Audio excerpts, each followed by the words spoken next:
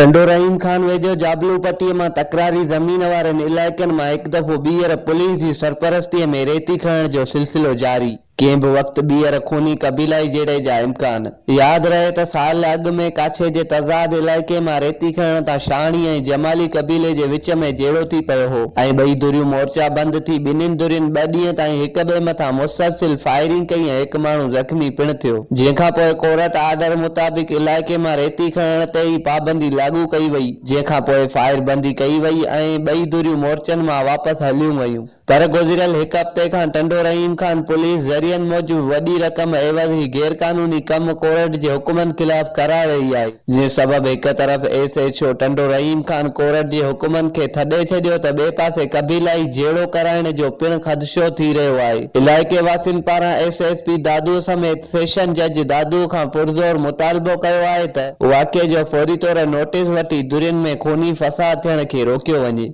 मोहम्मद इस्माइल लांगा, तोंग न्यूज़, डिरगबाला।